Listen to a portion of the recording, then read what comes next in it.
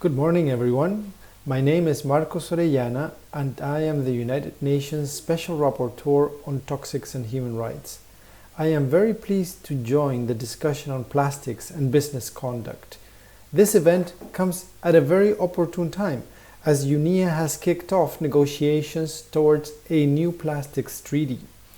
Today I wish to make 3 points that I believe are important to tackling the threat posed by plastics to human health and the environment. Firstly, that the new plastics treaty should address all stages of the plastics cycle. Plastics is not just about waste management. It's also about the toxic chemicals added to plastics. Each stage of the plastics cycle impacts on human rights. Extraction, for example, of fossil fuels used to make virgin plastic carry implications for pollution in the lands of indigenous peoples. In recent times, we have seen reports and news about oil spills in the Amazon affecting fishers and in other places that speak of the impacts on the livelihoods, on the right to life, health and a healthy environment of indigenous communities impacted adversely by extraction of fossil fuels. Similarly, production of plastics. Facilities tend to be located in poor and marginalized communities. This speaks to environmental injustices. It talks about discrimination, often environmental discrimination or racism that is incompatible with the guarantees of equality for all and non-discrimination. The use stage of plastics similarly carries impacts on people that often find themselves in vulnerable situations. For example, women who in certain stages of their lives are more sensitive to chemicals, be it in adolescence or pregnancy or lactation, menopause, they may be impacted by the various chemicals that are added to plastics. And of course, waste mismanagement has received the most of attention at this time. The impacts on coastal communities, on fishers, are very well documented. All of these impacts have implications for businesses, upstream and downstream the value chain. They have implications for the reductions in plastics production, for example. They have implications for the sourcing of plastics. Where are they made and in what conditions? They have implications for the siting of facilities. They have definite implications for the type of chemicals that are added to plastics. Due diligence considerations are thus key. Responsible business conduct should evaluate all these implications and take anticipatory actions in order to address the social and environmental impacts of toxics across all the plastic value chains. The second point I wish to remark on today is that the new international treaty on plastics should adopt a human rights-based approach. There are various elements to unpack here. One of them, and the starting point, is perhaps the right to science. This is what I devoted my last report to the Human Rights Council I presented in September of last year on the right to science. In regards to plastic, the scientific evidence is overwhelming regarding the risks and impacts of plastics. The need to act is evident, and the decision of the UN Environmental Assembly to move the process forward towards a new international instrument responds precisely to the science. But the science is not only relevant for the decision to act and move forward, it is also relevant to the kind of measures that need to be adopted. And here I want to stress one point: the avoidance of disinformation about false or misleading solutions. For many years, we have seen the constant propaganda and messaging about recycling. Now, this message was crafted not by environmental groups, not by human rights organizations. Investigative reporting has uncovered that it was crafted by the plastics industry in order to perpetuate its business. Now, less than 10% of all plastics are actually recycled. A big part of the problem is not only in the recycling capacity, but in the ability to recycle plastics of low quality. The quality of the polymers don't allow for further recycling.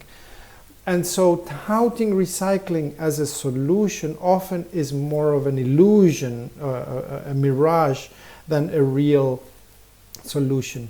And similarly, issues of incineration. Incineration releases emissions, greenhouse gases, but also persistent organic pollutants, such as dioxins. Now, these are some of the most dangerous substances known to humankind. Toxic ash in great volumes, and so misleading or false solutions is something that the right to science under a human rights-based approach cautions for. Secondly, groups in vulnerable situation.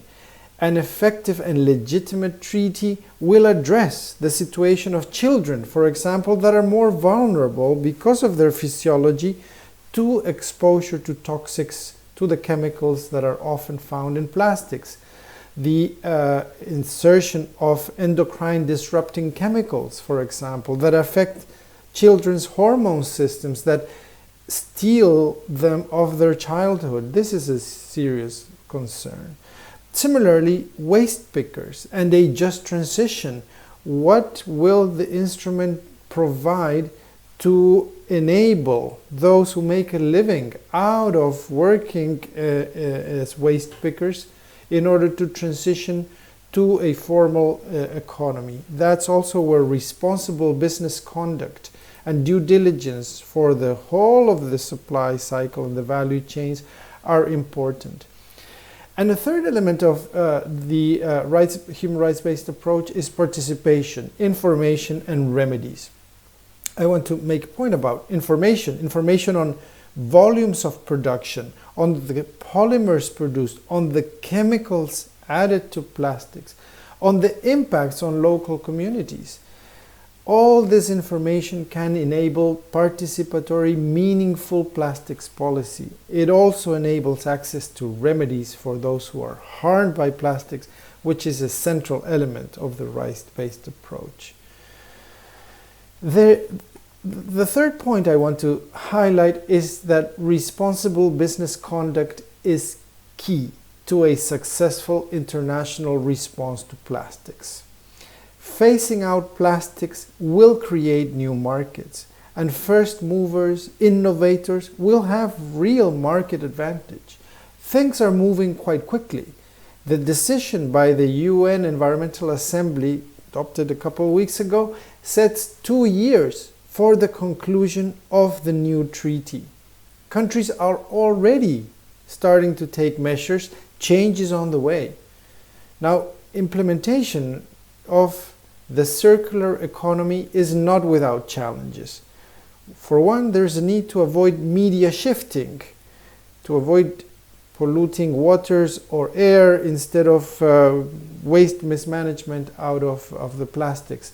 That's where deforestation, climate change, the toxification of the planet, there needs to be integrated approaches that can deliver on those fronts.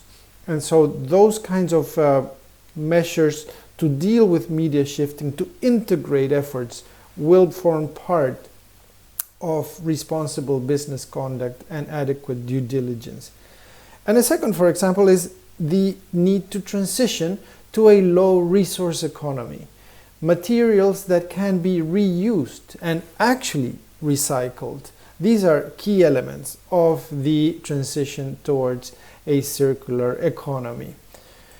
So to conclude, there's overwhelming evidence that plastics is a global threat to the environment and to human rights. Given the transboundary dimensions of the problem, given the fragmentation of existing responses, given the need for coordination, and given how this situation presents global environmental injustices, the UN Environment Assembly has set in motion the process towards a new international treaty on plastics. Now, make no mistake, this instrument will have profound impacts on the global economy. National implementation will change the regulatory framework under which many operations of businesses do take place. The bottom line is that a new instrument that tackles all stages of the plastic cycle and incorporates a human rights-based approach is indispensable to maintain a habitable planet. And responsible business conduct is one of the keys to make such an instrument an effective and successful instrument. Thank you very much for your attention.